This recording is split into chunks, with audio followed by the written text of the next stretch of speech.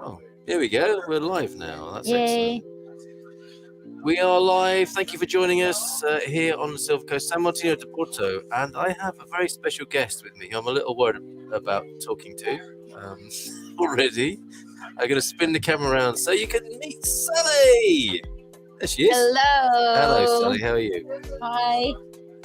Are you well? I am super well. Now, did you have a nice lunch, first of all? Delicious. Good. Okay. And what brings you here today to San Martino de Porto and our Silver Coast meetup? Moved here with my husband 3 weeks ago. Just 3 weeks. Just 3 weeks. Marvelous. Barely speak Portuguese. Well, that's a lot to expect in 3 weeks. So give yourself a pass on that. Yeah. I'm from New York. I have very high expectations. And Okay. so, would you like to tell us about those? No, another story. Okay. Another time, another story. All right. And a friend who's a new friend said, I am going here. And I said, I'm crashing. And so here I am. Here you are. Thank you for coming. Okay, I'm interested in those high expectations of a New Yorker. What made you in the first place as a New Yorker think I must go and live in Portugal? You don't want to get into that with me. Has I nothing so to do with want to get into that with you. has Now you say nothing to do with being in New York. Well, probably does somewhere. I haven't lived in New York for 20 years at least. Yeah. And moved from Portland, Oregon with my husband of 25 years. Yeah. That's a bigger story. And we can cover that too. And we moved here because, if you really want to know the story, is a friend last October said he had read a story. I'm always on the verge of the apocalypse, just a bit of a context. As a thing, to give a little bit of BG. Yeah. And he said, our friend, who's not alarmist at all, said this is last October, he said he had read an article that talked about not just the possibility, but the probability. Am I allowed to get political? Yeah, of course, yeah. What we need is for you to be yourself, which I think is going to be the most interesting and dangerous combination this afternoon. Here we go. Yeah. And he said that he read an article the other day. We were at dinner. We were pretty toasted, to be honest. And he said, I read an article about not just the possibility, but the probability of Trump being reelected. This is way before all this other shit that has been happening. Yeah. And he was concerned more about that would give license to all these people who are armed in Portugal, in Oregon, correct that, shall we? Yeah, okay, to go out and sort of be a civilian militia. Right. And so fine, we go home. I was like, la la la la. You're killing my buzz. And the next morning, was it a dinner party or a party or something? The four of us. Okay, great. And on the alarmist scale of 1 to 10, if you go 1 is you're in a coma and 10 is you're very alarmed. Yeah. Can I guess where you were on that scale? Yeah. I think you're an 11 at this point. I'm point. a fifth fucking teen. And everyone who knows me knows that. Yes. So I go into, I don't want to think about it right now. The next morning we get up, my husband and I, and my husband says, that really freaked me out. This is 7:30 in the morning. Yes. And I'm like, this is my game, right? 7:30 in the morning to start getting intense. He's from Texas, not intense. And I said, what are you talking about? He said, well, we need to have a plan B. I said, what the hell have I been saying for the past 20 years? Okay, and so you were already had some sort of a heightened awareness about the future of humanity in America. Yeah. Okay, all right. And I pointed my finger at him and I said, Portugal. And he said, Portugal? Why Portugal? I said, and I started enumerating all the reasons why Portugal would be a fantastic place to go, and not the least of which is you can still get in. There's a pathway to residency / citizenship. So it just started the game rolling, and we sort of quickly, the amazing thing is my husband is not alarmist and he came along for the ride, and we moved from doing it in earnest in January to selling our house of 17 years, selling off all our stuff, getting selling cars, saying goodbye, whatever in like 6 months. Wow. Okay. Because you really had lit something of a fire underneath yourselves, had you not? Totally. Yeah. Mentally, And if you emotionally. we're both producers. He produced television commercials and I produced Interesting. television. Yeah. And so we knew how to produce. Yes. So anything that you're doing in life is really about, right, production and putting all these pieces together. So it wasn't as daunting as it might be for a lot of people. Okay, I'll just put what I was fiddling about with there was to invite people to send in their questions, comments as well, pictures, videos to our WhatsApp line on 913-590-303. So that's quite a, what could we say? Quite a heightened position to be in. You had a background of fearing some of these things that may be in the pipeline, as some people imagine in the next few years. You already had that going on, but there was an accelerator suddenly. Yes. Right. Okay. But why Portugal then? Because I noticed you said, in talking to your husband, Portugal it is. Had you had that in the background as the place to come? Well, yes, it was. As but one, you as have one to of a range understand of that options. Because I've been thinking about this stuff for 15 years. Yeah.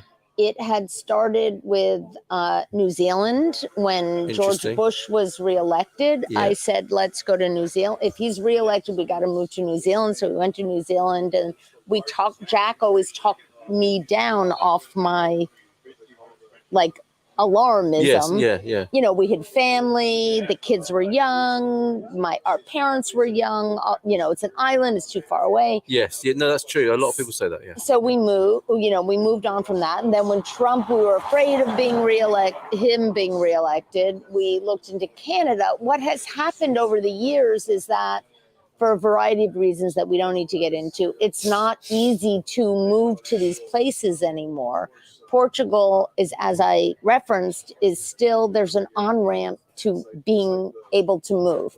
The more that I looked into Portugal, the more as the values that we have, the more appealing it was. It wasn't just being, in other words, transactional.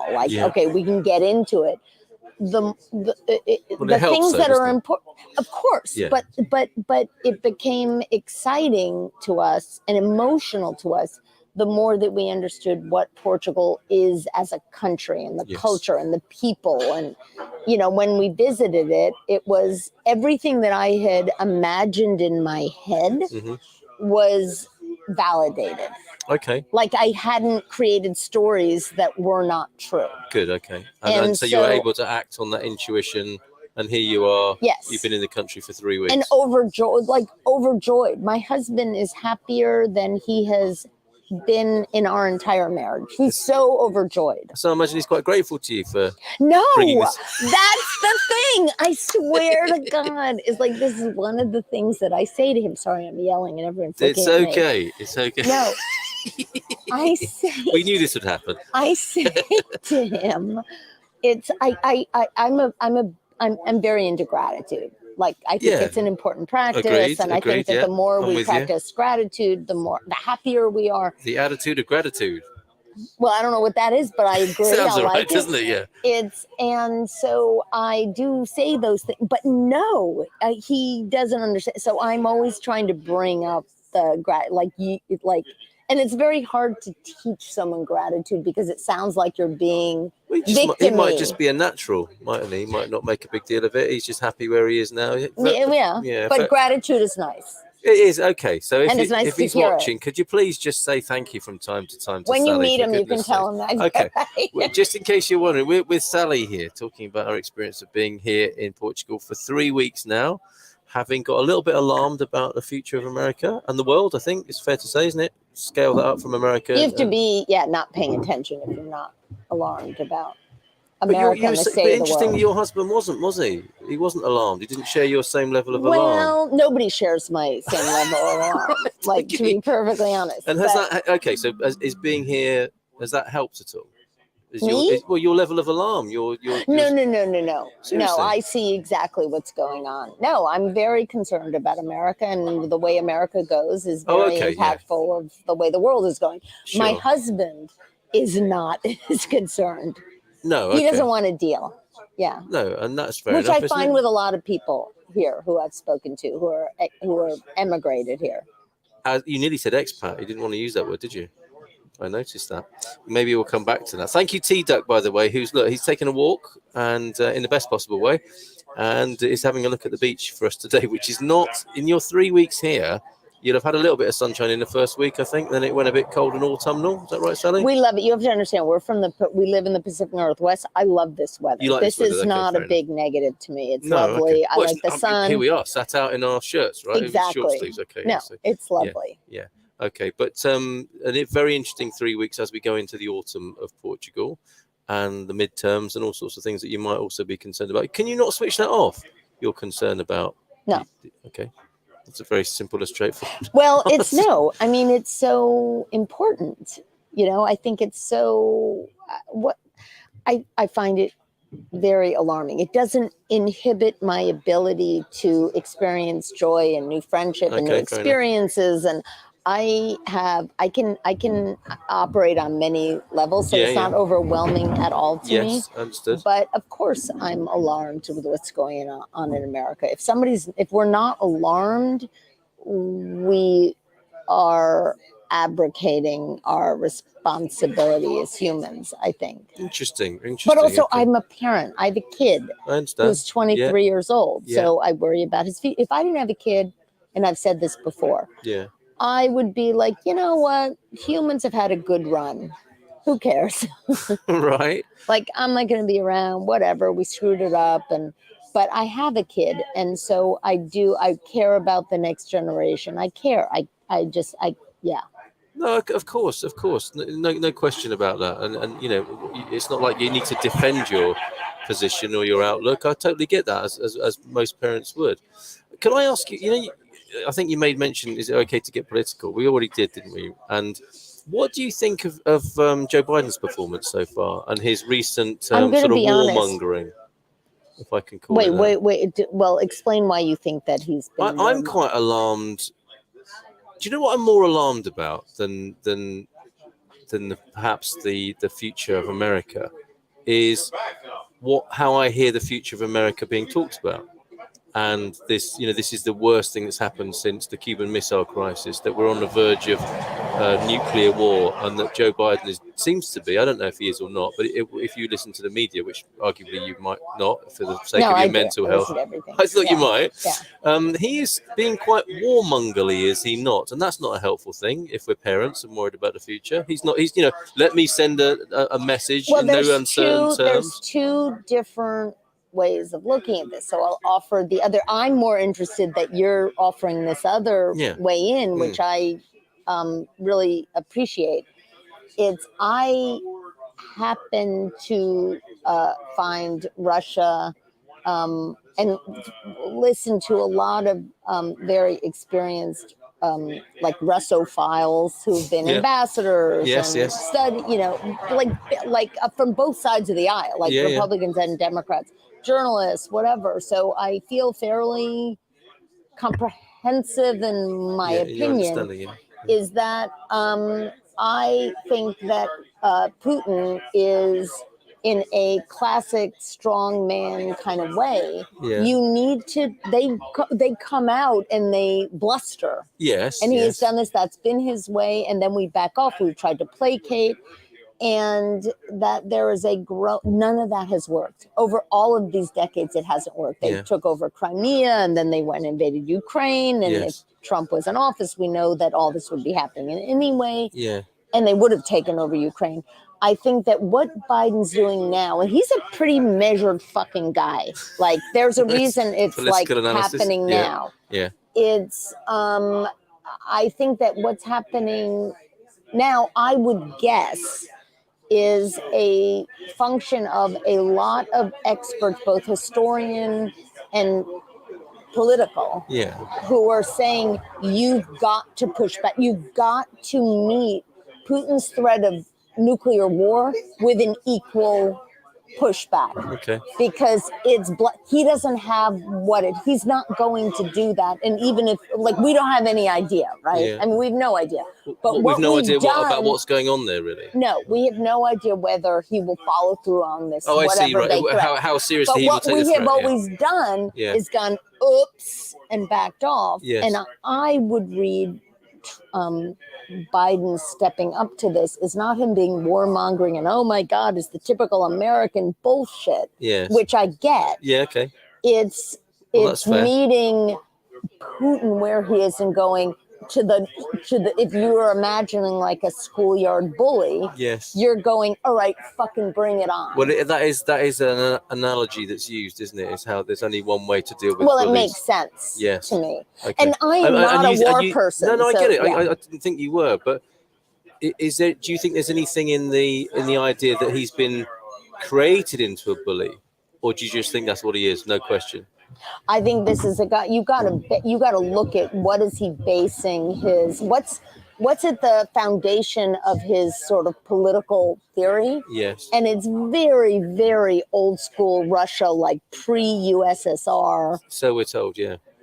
And it deeply believes that, and he has said this consistently, that what like Russia, Mother Russia is not whole until you reestablish the Russia that existed way back in, I don't know, like 1900s. In some like sort of czarist, mythical, legendary. Yes, exactly. And so that's what he's going, and he deeply believes that. Right, okay. And one of his greatest advisors is But how do we know he really believes that? Forgive my based naivety. on what he's saying. No. All I know, I'm not an expert, so I'm going to be I'm venturing outside of my. We don't know, but experts know, and this is what I've been reading. That there's that we know that he has followed in one of his still devoted advisors. Yes, is a religious zealot. Okay. Who also believes that, and statements that he's made over years, over decades of like what he believes, and he makes it even now. Yeah. And I can't quote. If you want it, I can dig up and find it. I'm not asking for a fact check. I'm just interested in this from a sort of cultural point of view. That's why it's not just like, oh, okay, read the headline in USA Today, because we're not really digging into it. Yes. I'm putting things together of different things that I've read. It's not. He's not, there's a reason he's invested. You could go the geopolitical route and say, okay, he's threatened by NATO. Yeah. And so wants to rebuild the buffer. I guess he might say of NATO, these are the bullies. Trying to take. Yeah, these are the bullies, and the only language bullies understand is to stand up to them and give my nuclear weapons a stroke. Except what's happened over the years, over the many decades that Putin's been in power. Yeah. What has happened is an outrageous accumulation of wealth. Yes. So you could argue that Putin in power has instituted an oligarchy and that is really about power and accumulation, wealth, which is the same thing the Republican Party is trying to do under Trump, right? And has always tried to do since Reagan, frankly. Yes, as in you're talking about corporatocracy now, and the analogy of instead of a sort of geopolitical oligarchy and old school nation wealth by annexing other parts of the country, the corporates are doing that. You could argue in a smarter way, grabbing all the wealth instead. You can call it that for sure, but in Russia, it's not the corporations. No, it's individuals. It is. Yes, yeah. I mean, we know that there's been references. We can't prove this, but there have absolutely been assessments that Putin could be the richest man in the world, but he's so successfully outsourced all of this stuff to people that we can't prove that. It still looks like Elon Musk wins that. Okay.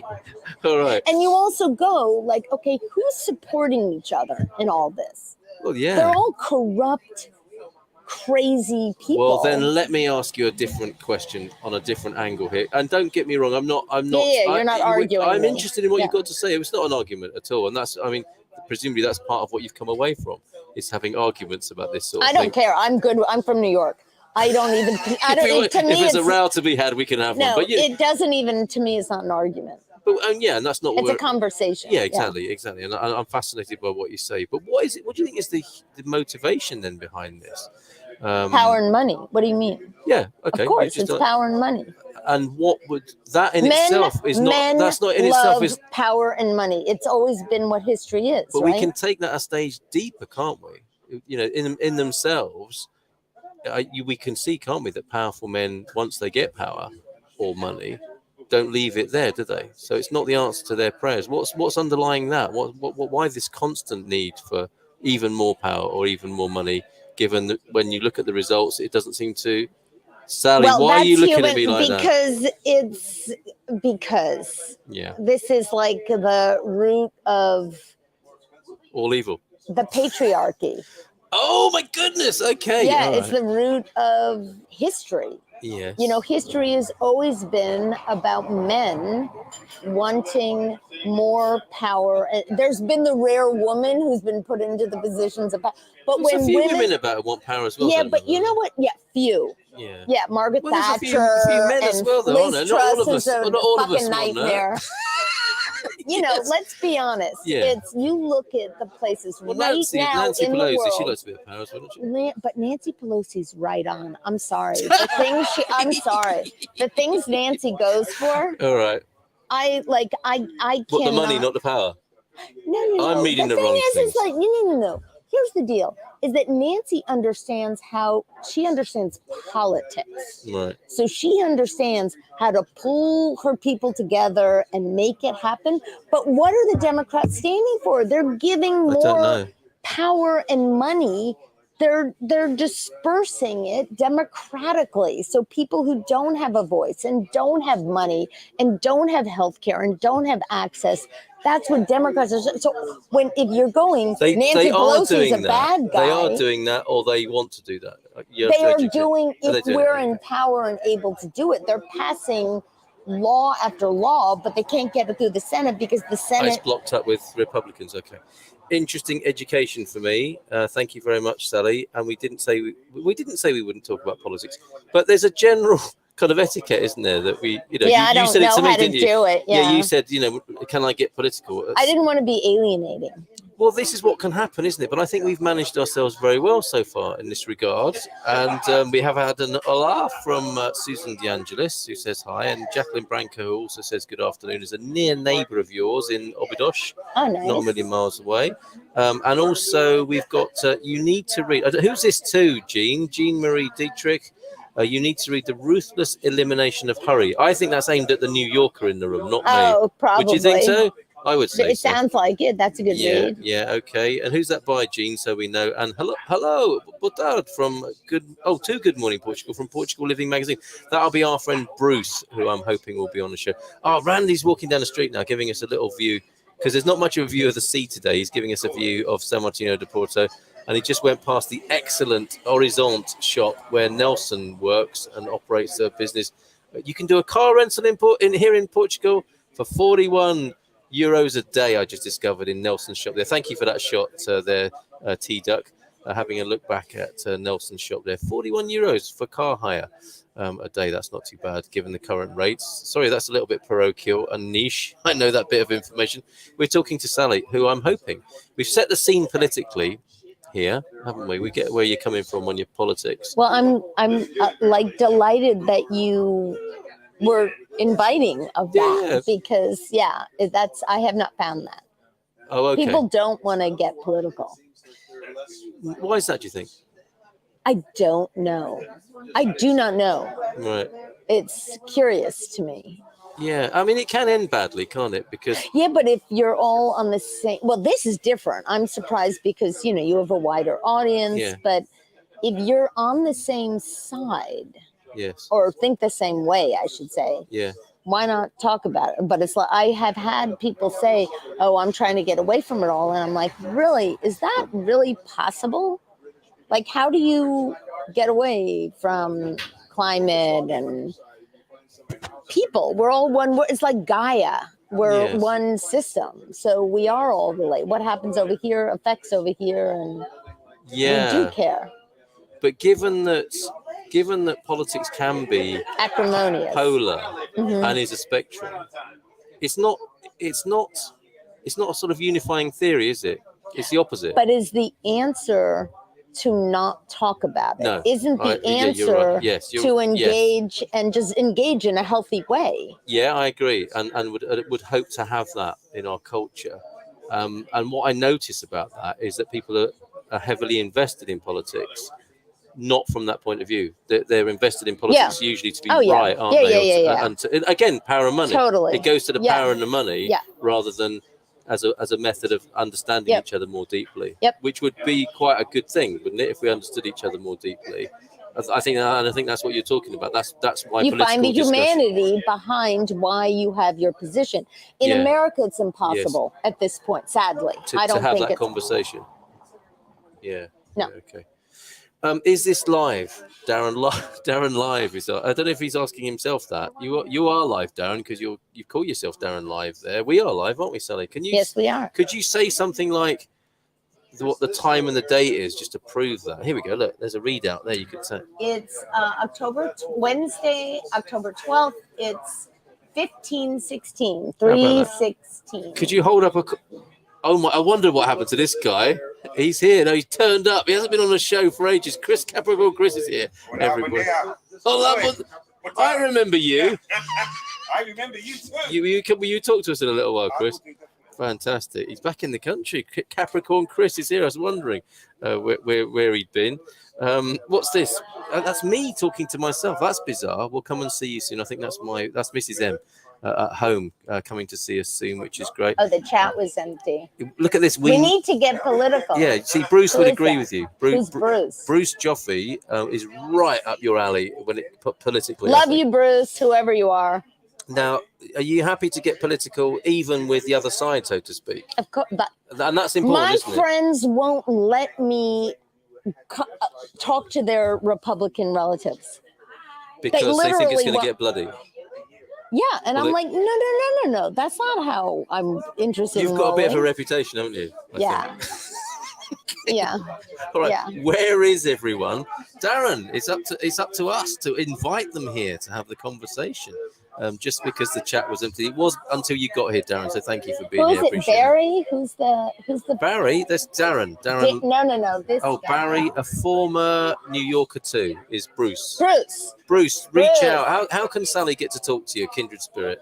And good afternoon from Jason Hall, who's busy working, I suspect. Well, not because he's here sending us a message, but having a bit of a break from his hard work on his quinta.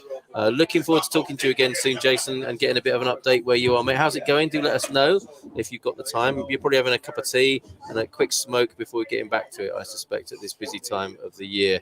Okay, so let's talk more about Portugal then. Sally, it seems like being here hasn't calmed you down. Or I didn't know what you were like before, but it seems like you're. I haven't lived in New York for, let's see, 30 years, I guess. I said 20, 30 years. Right. I'm not, you're never going to knock the New Yorker out of you. New Yorkers are so proud of this, aren't they? No, it's just a fact. Right, it's a fact. Yeah. It's just like I can't make, I don't want to be chill. All right, here's a good example. My brother, who's dead now. He died of AIDS a long time ago. Right. But he said to me one time when we were both adults, he said to me, people keep telling me I'm so intense. Like that's a bad thing. I'm like, yeah, I know. I don't get it. I like being intense. Mm-hmm. Like intense. And it's fine if you're not intense. But intense is like for me, it's just it's heightened. Like everything. No, I get it. I do understand that, and I'm enjoying talking to you, and I'm enjoying the experience of intensity. But it can be difficult, can't it, to be, I think, on the receiving end of it. I mean, maybe we could write a book, like dealing with intense, a guide for people dealing with intense people, something like that. Yeah, but there's fewer of us, so Of the it's intense probably people. more how do you deal with unintense people. Like we can write the sister book Here's to the it thing: as well. all my friends, I don't think I have any intense friends. Right. Okay. And so you every are single one of them, when they meet me first, Yes. they're like, What? yeah, like, Wait. What? Yeah. Okay. like, who is this? Whatever. Yeah. What comes with intensity Yes. is deep love, Yes. deep passion, I feel it. tremendous authenticity, Yes. and loyalty. Like Yes. I will always love you, Yes, no matter with an what intensity. you do, with an intensity. And that is something not to be afraid of, isn't it? I think it's something to embrace and revel in. Everyone should have an intense friend. Is what Totally. I'm thinking now as a result of Yeah, today's we will call. always love you. Always. That is so nice. Yeah. Right. Okay. Yeah. Boaz is in different. We got our mate Boaz here, and we've got another Boaz on the screen. Funnily enough, Boaz Capsuto. Hello, mate. How are you? This Boaz here. He was doing naked retreats, workshops. Sweet. Okay. And I was interviewing him on the Good Morning Portugal show some 2 years ago. Great footage, T-Duck. Thank you. We haven't forgotten you. We're enjoying a little walk around San Martino de Porto as well.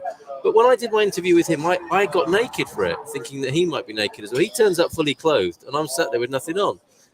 But no harm done, Boaz. I felt closer to you as a result in a funny kind of way. And Ubi's here as well with an hola as well. How are you doing, Ubi, today? Where are you? I do want to talk to you though about the effect Portugal is having on you. If any, well, dude, it's only 3 weeks, so you know what I mean. 21 days, yeah. Yeah. It's not that long, is It's it? no. The Do you effect, expect it to then? Let's talk about that. Do you expect? well, it it depends on where you're coming from. It's like, do I expect it to mellow me? No. Why would you think I was going to ask that? Well, because it's do I think it'll change me? Yes. No, like if I haven't like nothing. I mean, I'm not a young person. You know what I mean? Like I do. you are who you are, no matter where you go. And so it's more a matter of when I first moved to Oregon. Yes. Good example. Yeah. Oregon is what Oregonians love to say is that they're passive aggressive. Like it's a good thing. It's a good thing, yeah. Yeah. We're passive aggressive. Like blah, the British, blah, maybe. blah. Well, I don't know. Are Brits passive aggressive? Well, they've got an energy crisis at the moment in the UK. If they could find a way of running their power grid on passive aggression, they'd have it sorted. Is what I'm saying. It'd be a number of problems solved in one go. So you are passive aggressive. I'd rather not say. How dare you even ask me that, Sally? Yeah. So you like gaslighting. One might be. Yeah. And it's frankly none of your business. Yeah. So there you go. Yeah. They were passive aggressive. I come on is like, whoa. At first, it's kind of like Sally. They don't know what she's too much. She's too whatever. And by the end, like I got involved in politics after I quit my job because I figured that needed me more than this did. Yes. And strangely, what happened over the course of 2, 3, 4 years is that most of the people who are involved in local politics are old because they're retired. They just have time to do it. Yes. Right? Yes. If you're younger, you have to work. Yeah. And they're male, a lot of them. There's some females. Joe Biden, a great example. Old and male. He's really old. I mean, like, to be honest, to go back, to circle back for a second, because I'll pick this up to your, like, what do you think of Joe Biden? Like the warmongering is not an issue. It's more like, what do I think of Joe Biden? Yeah. I think he's done a fucking fantastic job. Yes. And if I had to bet my entire bank account. Yes, into the microphone, even with the swearing. On his not running again. Yes. I would have absolutely bet that there's no way he's running again. And I have gotten from very good sources, he's going to run again. I'm like, what the fuck is on our mind? I think the word run should probably not be used for him, though, to be fair. What do you mean? Well, he's not, stop it. He doesn't look like he's he's gonna like enter the re-up the whatever. Whatever, yes, okay. But it's like it should not. I think he's done a fantastic job. Okay, he is fair too enough. goddamn old. All right, okay. And anyway, coming back to Portugal. You it's so fascinating because what I want to ask you about is there's this whole thing about migration, and you said something along the lines of, and put me right on whether I've understood this correctly, but you kind of getting long in the tooth, and you're not expecting yourself to change. That's what I was hearing. Is that right? Well, you're describing it like that. No, I'm checking if that's well, right. You have to, but you also have to go. To be honest, I like me. Like I kind of like the way I am. I like spending time with myself. Yes. I'm kind of amused. I amuse myself. I whatever. And so it's like, will Portugal change me? Do I want to change? Like, yes. I mean, that's what I'm not saying you should. I'm just aware that part of why some people come to another country is for the effect it's going to have on them. And to me, that means some element of transformation or change or evolution of the self and the person, right? That it's a personal development thing. It goes hand in hand with being in the new place. You've got a new start. Now, I'm not saying you should change. No. I'm just asking you Or is it you are who you are? Yeah. And if assuming you're not going and trashing and bringing like your shitty American values or whatever. So it's like, you need to conform to me. Yes. Assuming that part of what that, what your character is to bend into and embrace the culture is what it is. That doesn't mean you're changing. Yes. It means you are Why are you laughing? Oh, because he's laughing at me. T-boy, as you called him. Why? Okay. No, I am? Oh, come on, really? Do we need to bring Randy in here? Really? How insane am I? Well, I don't know. He might want to respond. He might want to respond to that question. How insane? I'm good. He's good. All right. Okay. So, okay. Well, at least I've amused you. Yes. Joe Biden's accomplishments. Oh. Economy? Is it warmongering? Is it terrible unemployment rate? Is it all the black? See, now wait, before I answer all this, this is the not productive way of having a political conversation. Because no. Let me finish. It's the way that you would come. I can tolerate it, just so you know. But the way that you would come at doesn't live room. It makes it very aggressive. Whereas the right, all I'm doing is defending Joe Biden. It's not like you come down and tell me. Yeah, I think he's actually. The problem we've got here is that we can't hear. We can't hear what T-Duck's saying. So what I suggest is, we've got a hi from Lee McGrady here as well this afternoon. Hello, Lee. You join us at a very interesting part of today's live stream here from San Martino de Porto.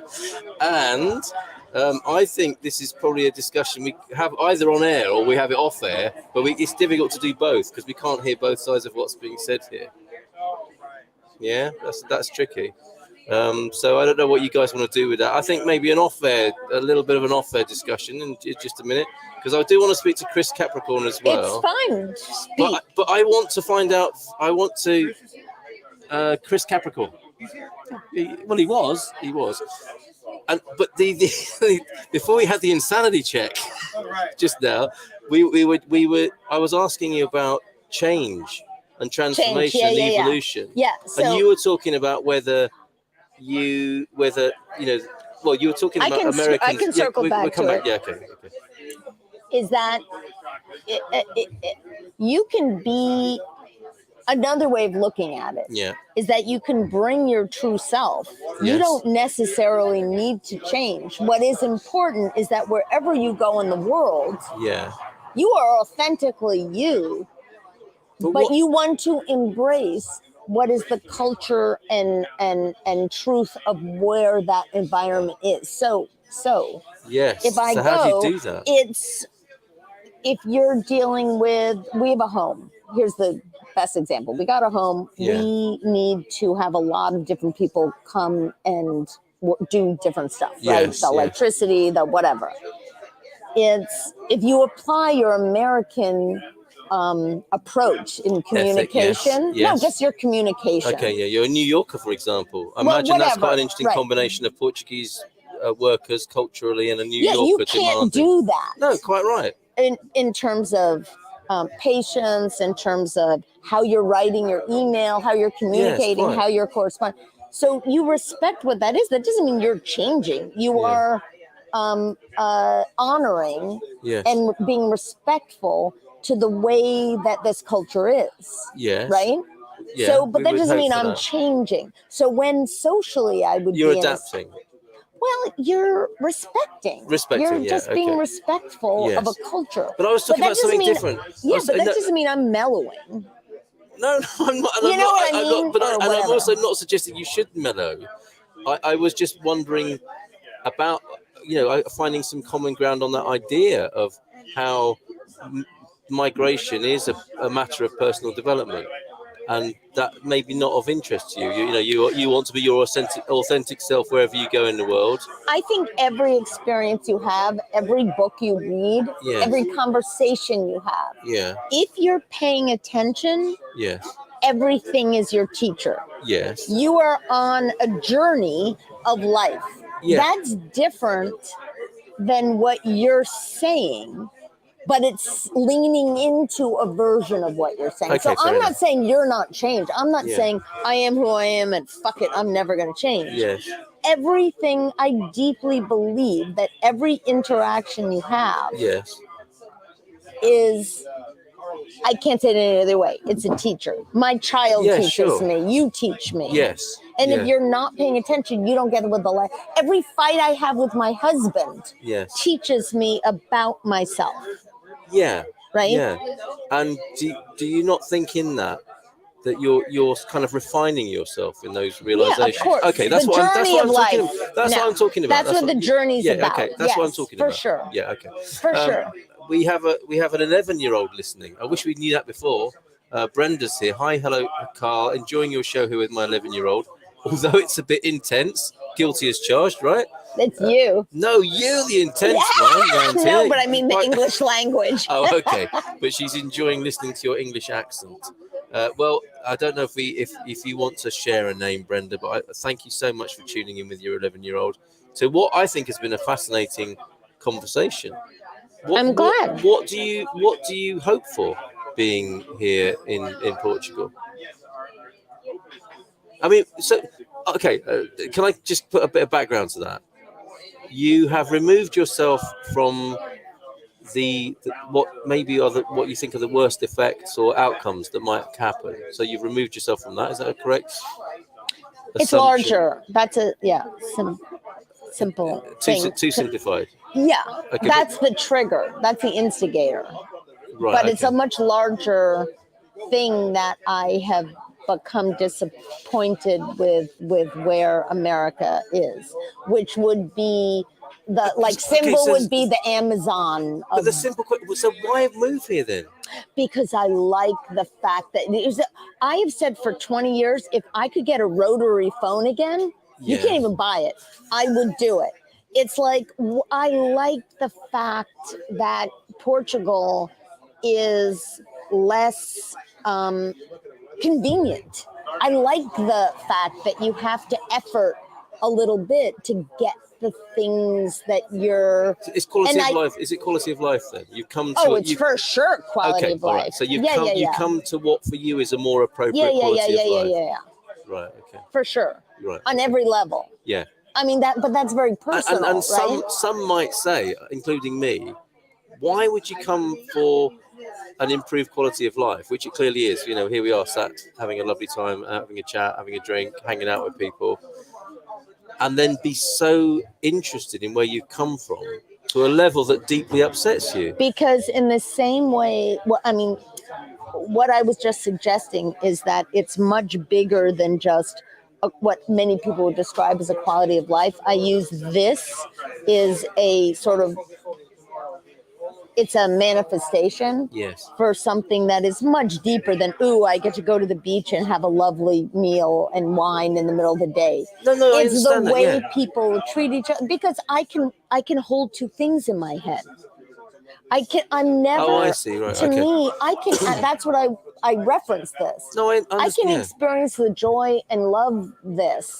Yes, Love it. whilst being Love every intensely bothered and worried about what's going on back home. Absolutely. Right, I can't to disengage completely from what is going on in America is, to me, not only it's not disingenuous, it's naive, because in the same way as our body, like, I believe in Gaia, right? We are one world.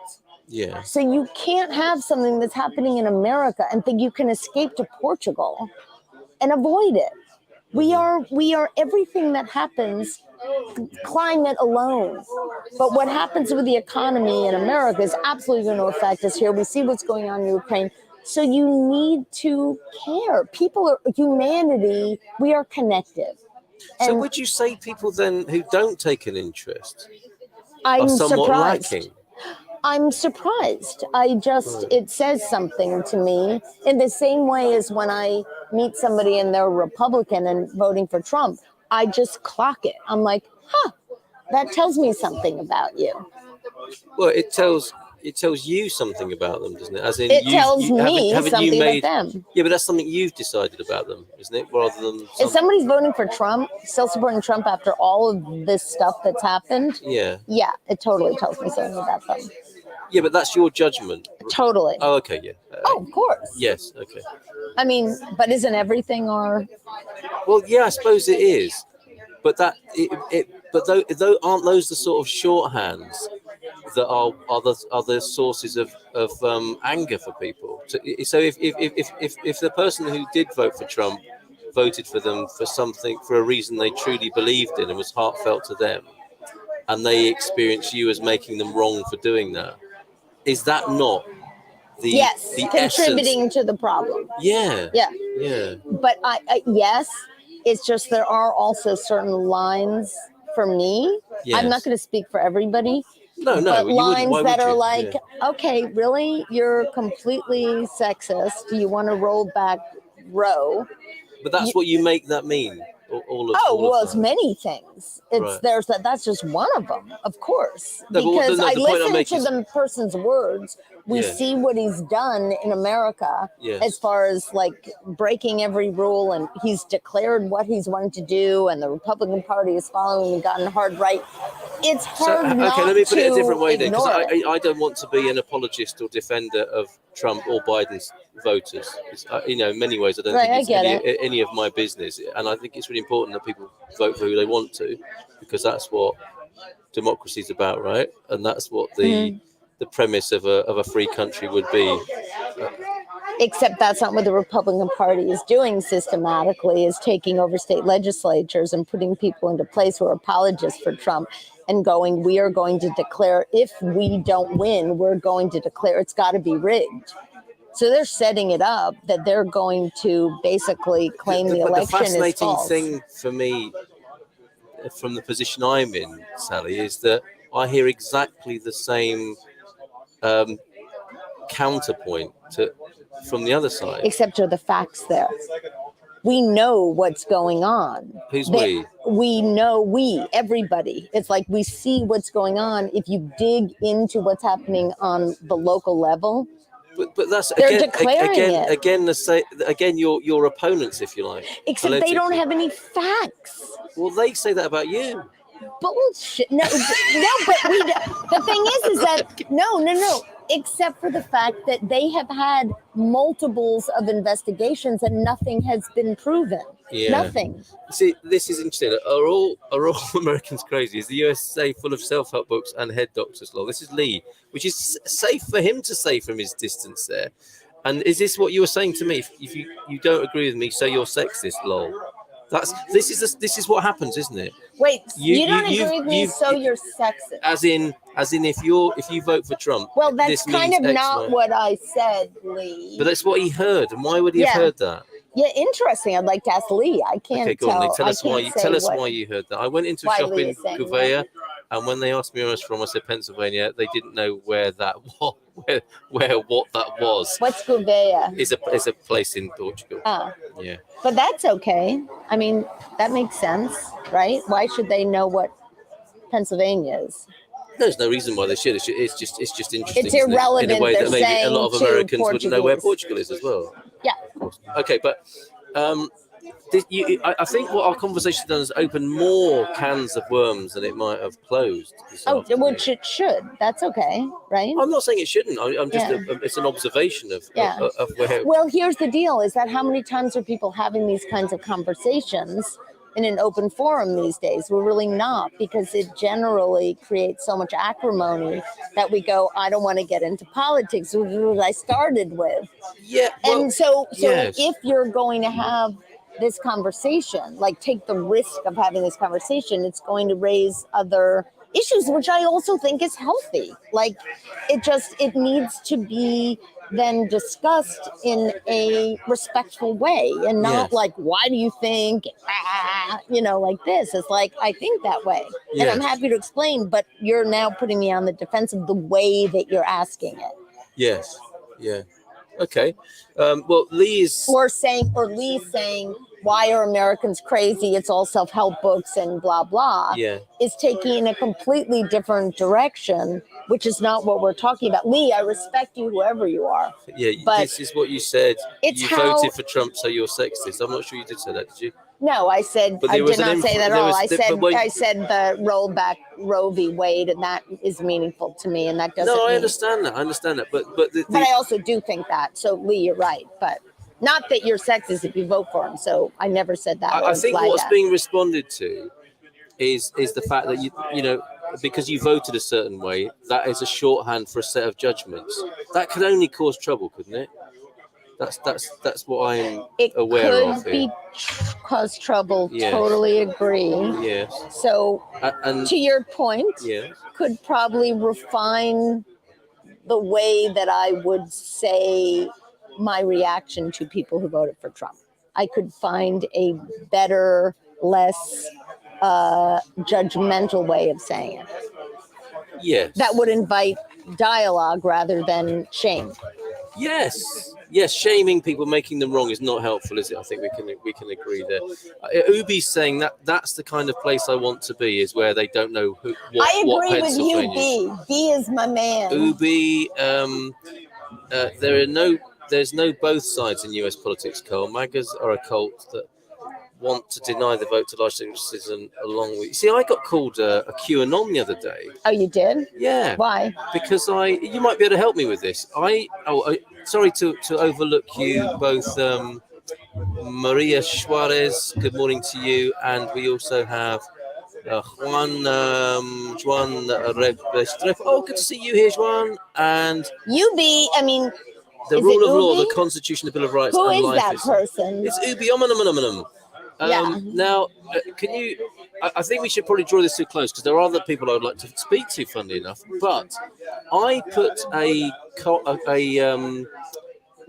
was having a fairly good conversation with somebody via WhatsApp, somebody who I was happy to help in their journey into Portugal. They arrived here, and they happened to see a cartoon that I posted by Bob Moran, a British cartoonist, of Joe Biden sniffing a missile.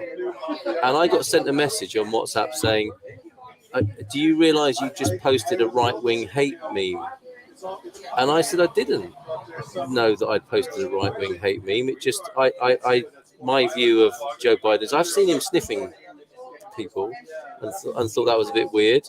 And I saw him sniffing a missile, and that spoke to me about his warmongering ways, as I understand it. If I take those comments into an abstraction, he seems to be saying we'll have no hesitation in pushing back, and this could lead to a nuclear Armageddon. And I don't think that's the language and of a wise person. I think that is the language of a political leader, and power and money hungry sort of person, as you described.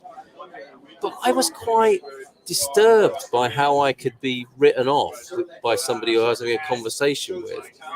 Because the next day, I was being heckled by this same person saying to me, "Hi, QAnon Carl, why are you talking about health? You obviously don't follow science." And to me, that's like, Yeah. wow, how did we get to that? Who decides what is a right-wing hate meme? That is purely a personal interpretation, isn't it? That's then projected onto me. He didn't take the time to have a discussion about why I posted it, what I thought was interesting about it. I think what I got was a taste of American politics, how people just tear each other down for what they think the other person is based on a couple of things they said. Is that inaccurate? Totally.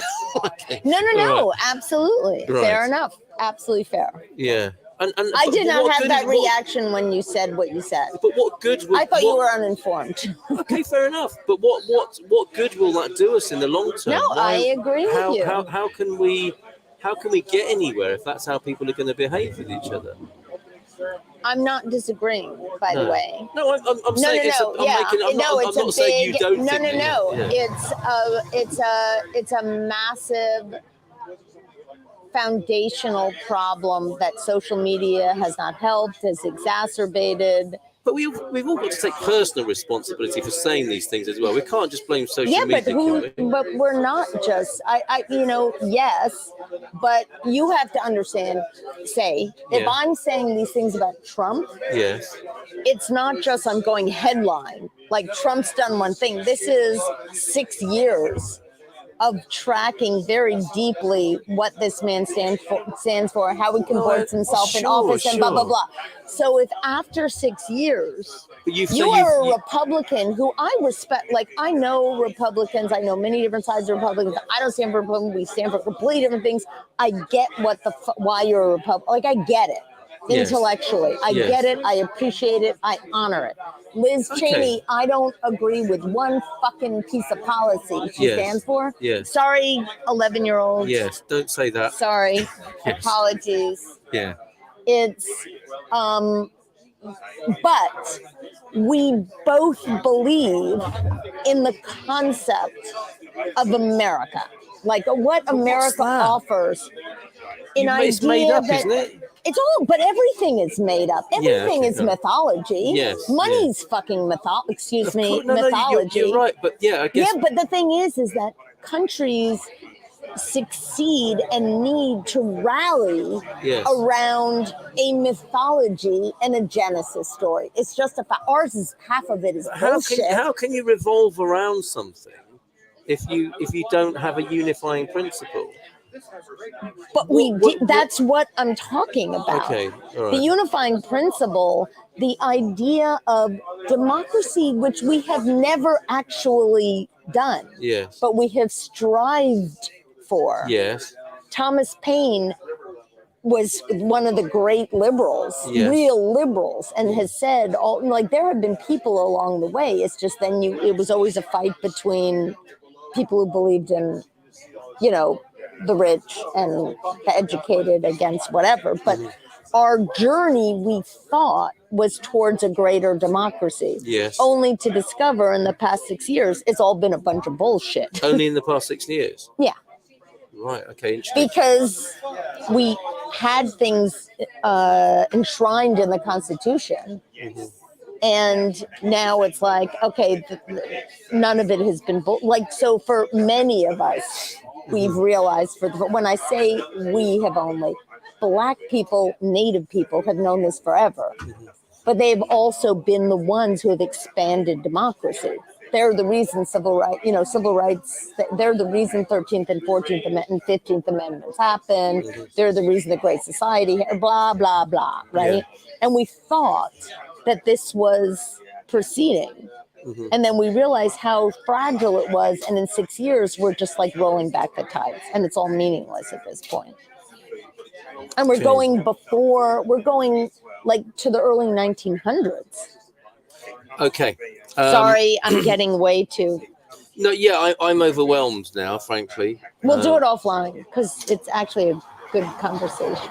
Well, I think I want to park it up there for the time being. It has been fascinating to talk to you, and it kind of points to something that I'm not especially, I've got to say, be honest, I'm not especially interested in the content, but I'm utterly fascinated by the dynamics of what you're talking about and how. What does that mean? About what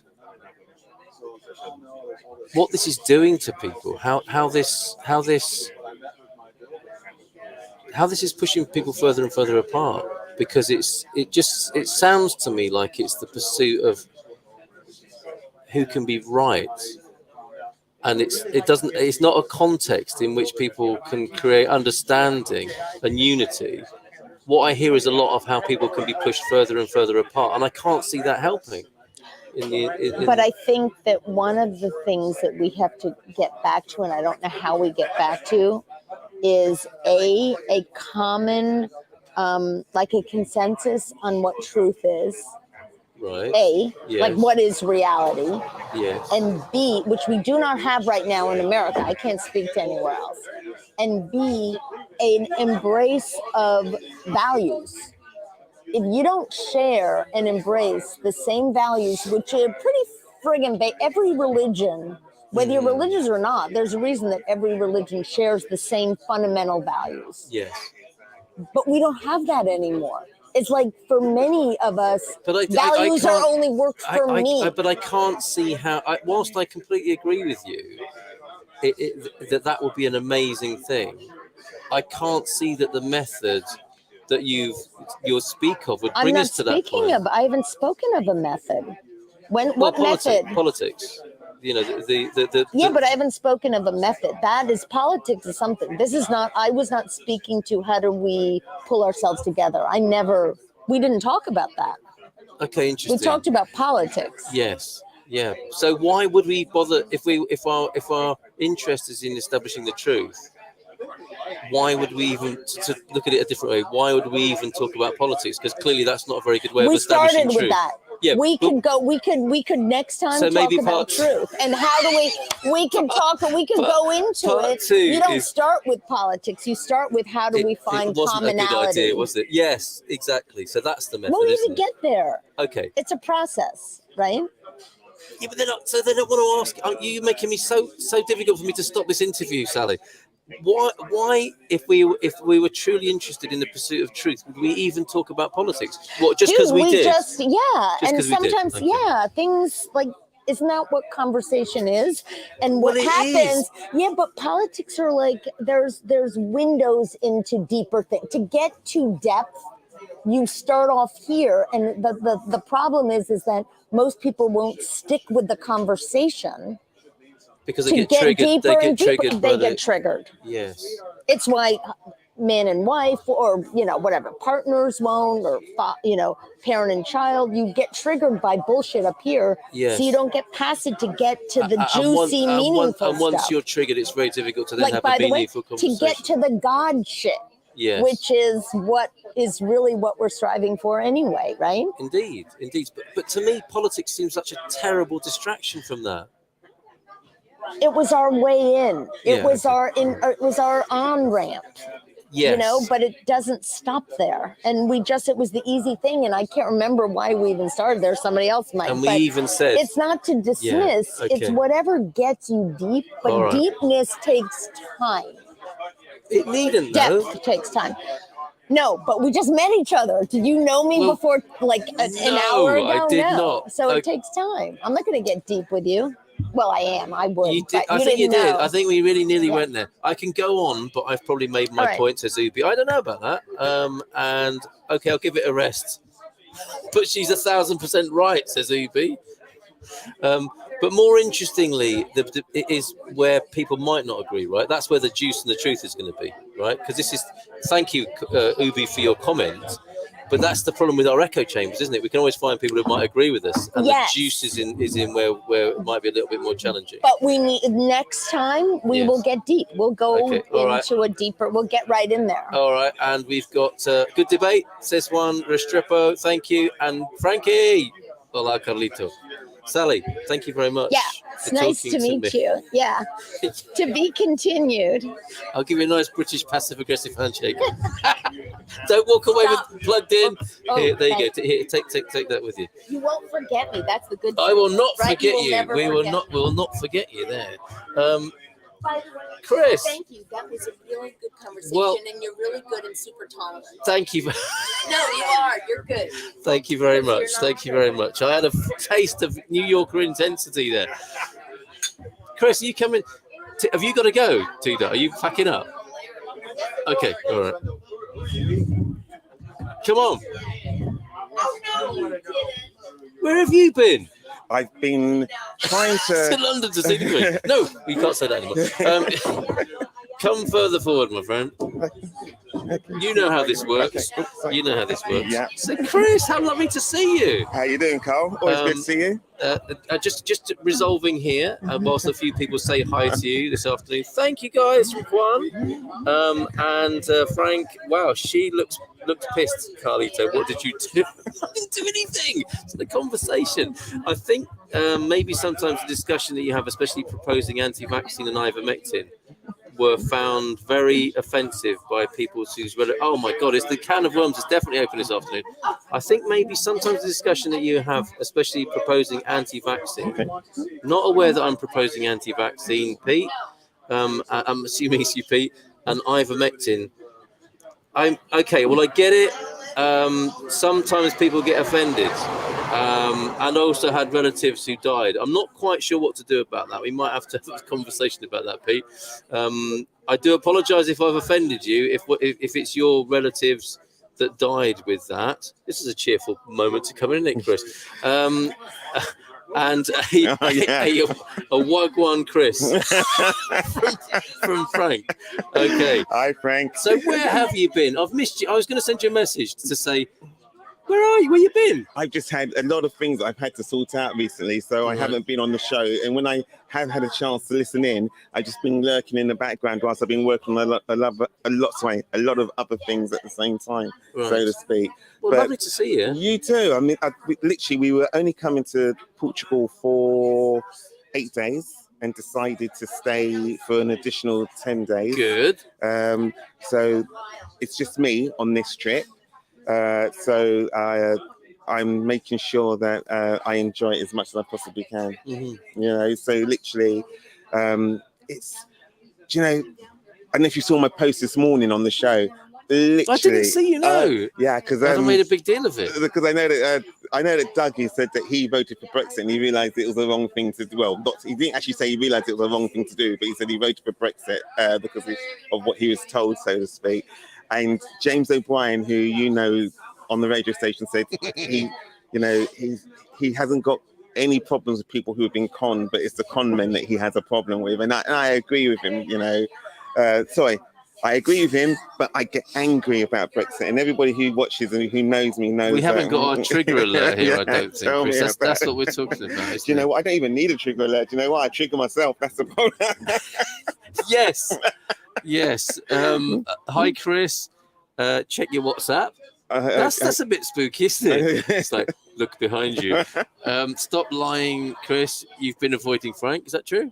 No, I haven't been avoiding you, Frank. I've just been Frank, do you remember what you said about your Airbnb properties, about things that have been broken, etc.? So since we've been here, I've had to strip down the whole of the sofas, wash all the covers for the sofas. Did you have the same guest as he had at his place? No. Well, I hope not. You know, but you know, unblock drains because you know surfers come along, they like to surf, and then when they shower off, they fill the drains the sand, with the sand. I wonder what was in your drains for a minute. It's just been one thing. Oh, TV. Got a massive line through the television, so we've had to get that collected and replaced and sorted out. You know, it's just been one thing after another. However, you know, it's a nice problem to have. Yeah, well said. And Carly, to give Chris a hug for me. Who says that? This is careful with that. Right. Oh, there we go. Job done there. I'd love an Imperial, fast favor. Did you find any towels? Chris, yes. What's going on here? Well, basically, is this man cave talk? It's sort of man cave talk. I had my I'll put it down here just in case you don't want to split it over the mixer. And what happened was we had our apartment cleaned, and the house manager sent me a message saying they can't find any towels anywhere. And there's, you know, in the apartment, there's 21 towels, bath towels, hand towels, etc. All of them went missing. So I started a rant about it. I remember Towelgate. Yeah. You took, yes. And then they found the towels in the wash basket where you'd normally look first of all. Okay, all right. It's all sorted now. All sorted. Thank goodness for that. Unlike Brexit. Good gents. Well done. So we enjoyed that. So you're here. You've extended your stay. Extended my stay. We just as we walked past, we noticed there's a building down there for sale. And we Are you heading this way? Well, yeah, potentially. If it all depends on how much it's for. You know, if it's for 500,000, it's going to have to be a no. But it wouldn't surprise me if it's more than 500,000 because it's prime real estate just there. Oh man, on the bay here, absolutely. Yeah, and a lot of people. Actually, let's turn the camera around for me. No offense, Chris, but a lot of people are gathering on the bay at the moment to take a photo of the sun behind the fog, which is looking pretty special at the moment. There we go. Oh, we're not getting the best view of that, but it's a real shimmer there, and this is why it's called the Silver Coast, of course, isn't it? Well, partly. There are a number of theories for that. Sometimes it's because of the colour of people's hair, and other because of the mist that you see here. So, what else have you got to tell us, Chris? How's Portugal treating you on this trip? You've been up and down the country? It's been fantastic, actually. You know, we have just chilled out. We were here a month ago. And it rained for 4 days straight. And then our son was ill. He had a bug. So there was no real enjoyment. So we just said we'd come out again later on, so to speak. But yeah, Portugal is fantastic. Guys, if you're watching and you haven't come to Portugal yet and you want to come, then it's very simple. Go online, book a ticket, and just come out here. And just enjoy it. Really, just chill out, relax, and have some fun. And that's coming from me. And yes, I know I've been doing it for 20 years. So, you know, but literally, you can just go and come as much as you like. Well, you used to be able to before Brexit, of course. I won't mention that. managed to shoehorn that. Oh, fantastic. Thank you. We've got a beautiful photo. Are you off, John? Okay, all right. Thank you very much. Pictures incoming that we were just asking for. So what's going on with you, Carl? Let's turn the interview around. No, not yet. Because look, you're too polite to tell them the truth, Chris. There was an organisation at your property, which is a typo. Orgy, apparently.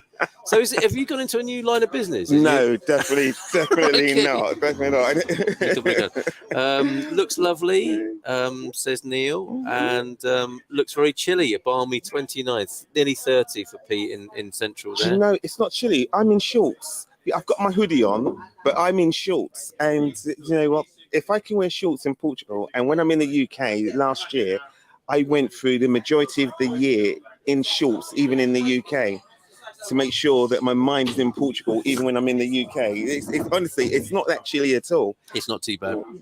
Pete likes to have the upper hand, though, with the bragging rights, and he's got them at 29 there, over there, without a doubt. But it's amazing when you see the temperature drop as you drive up. Though I'll give you that, Pete. As we drove up, we saw the temperature drop from about 28 all the way down to 18.5. Really, literally.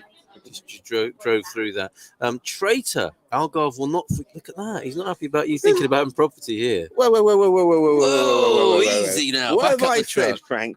I've said, you know, literally after meeting Carl for the first time, he said, you know, people normally have maybe 2 or 3 or 4 properties here, and they don't even know how many properties they've got. Yep. I went on a mission to think, well, let me go and get another property, and I was going to buy one off grid, but then I was speaking to Thunderduck the first time I met him, and he said, that's too much like camping. So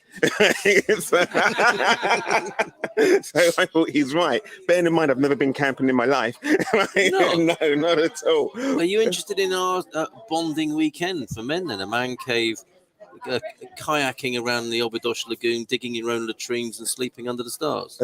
Only if does it sound too much like the orgy he was talking about? Only if Nunu's involved, because like Nunu, he could catch us a rabbit and cook it, couldn't he? Rabbit stew. Teach us how to make a fire. You know. Yes. Okay. Well, it sounds like a plan. Is it foggy there all day? Pretty much, actually. Neil, at the moment. And this sea mist is hanging about. It has been for the last 3 or 4 days. It's like the fog is here, almost as if to capture and keep the secret of the Silver Coast and of Nazaré and San Martino de Porto. So literally, you wouldn't realise it's here sometimes. Like the amount of times I've been to Portugal, and it's only after speaking to you that I've realised that this place existed. Wow. Okay. Look at this. He's right. Just buy a ticket and get to the Algarve already. Fiercely defensive. A few gentlemen here. Actually, the Algarve is fantastic. A lot of people say that the Algarve, oh, it's full of this and it's full of that, but in actual fact, full of what? it's full of this and full of that. Be more specific. Well, they say that the Algarve, a lot of people say the Algarve is full of Brits, but it's not. You've got it's Germans as well. You've got everything. You've got Germans, you've got Portuguese, of course. You've got Brits, you've got Spanish.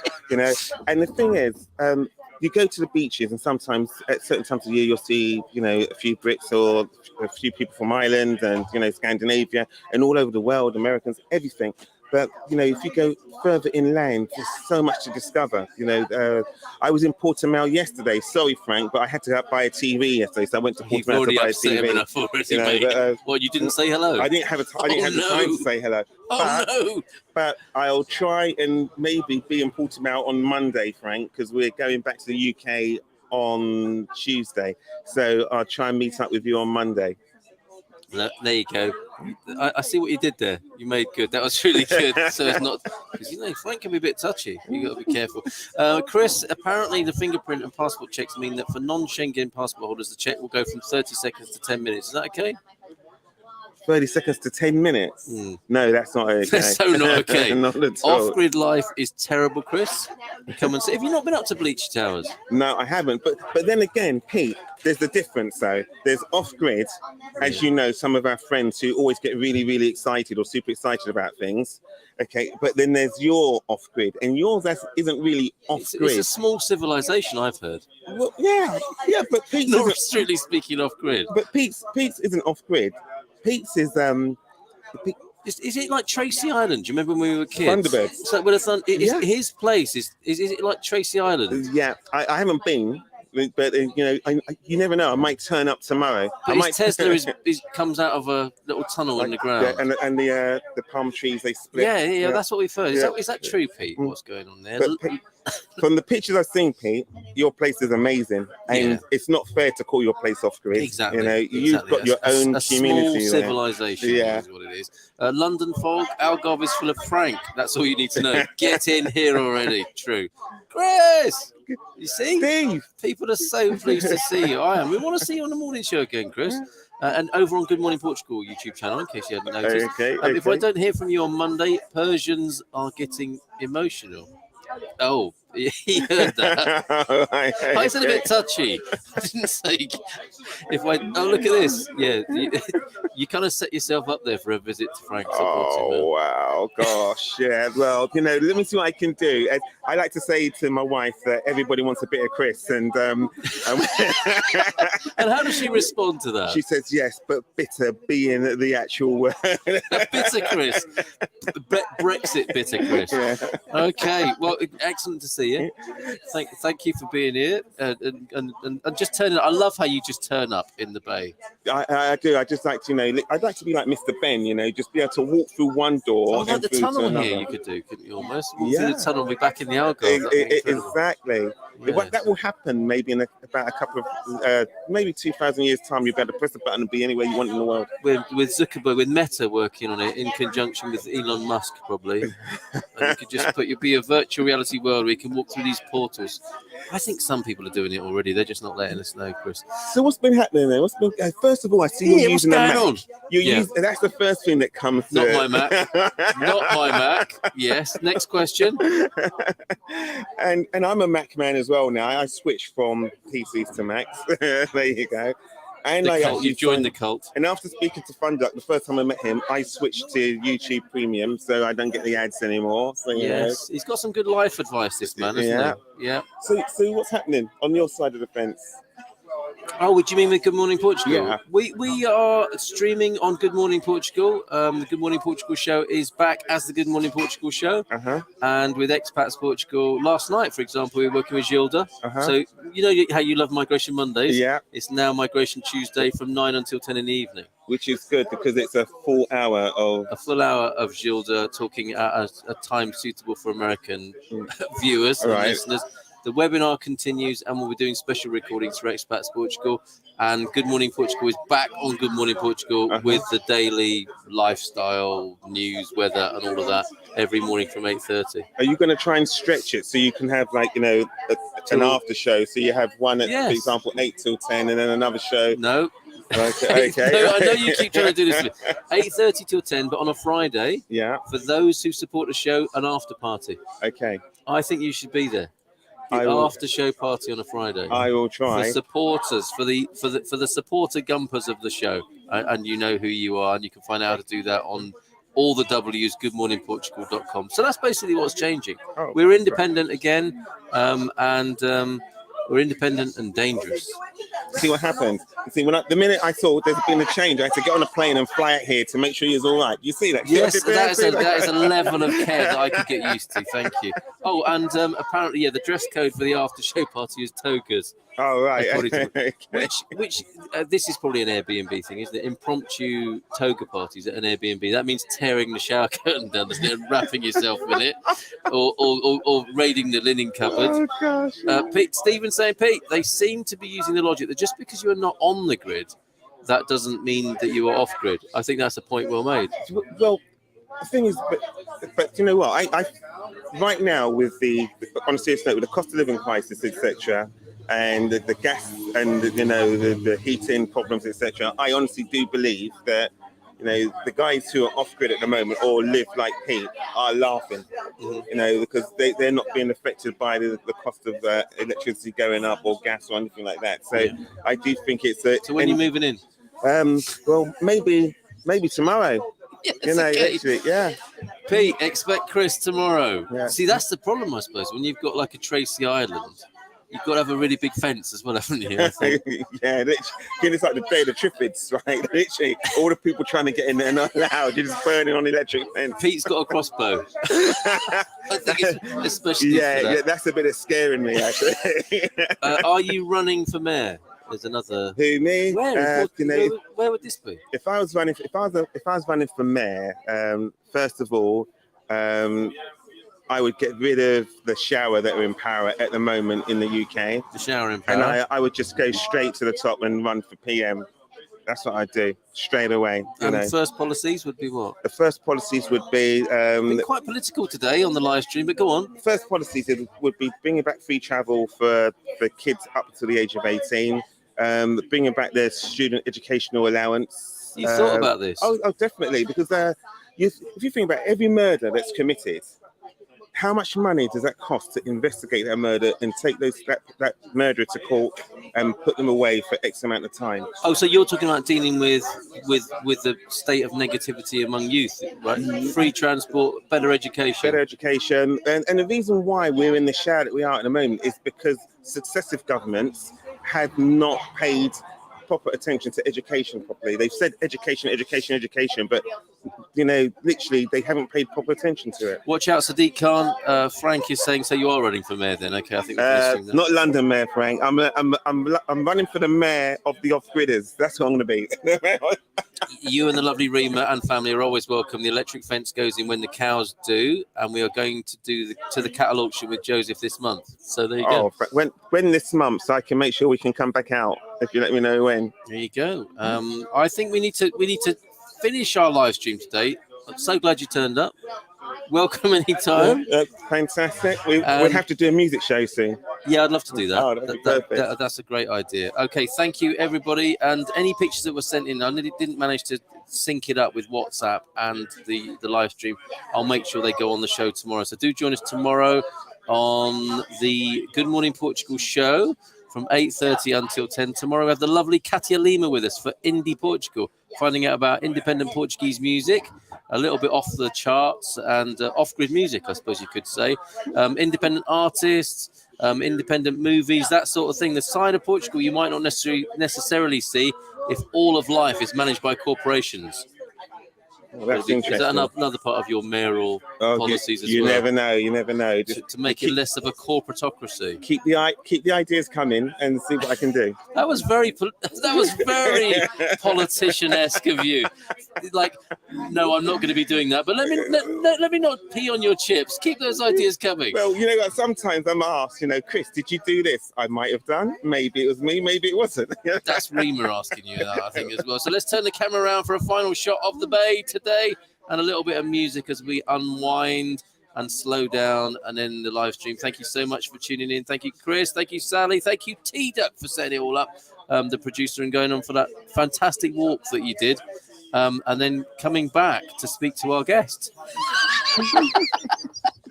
Like you did as well. Okay, let's play some music. We'll turn the microphones down.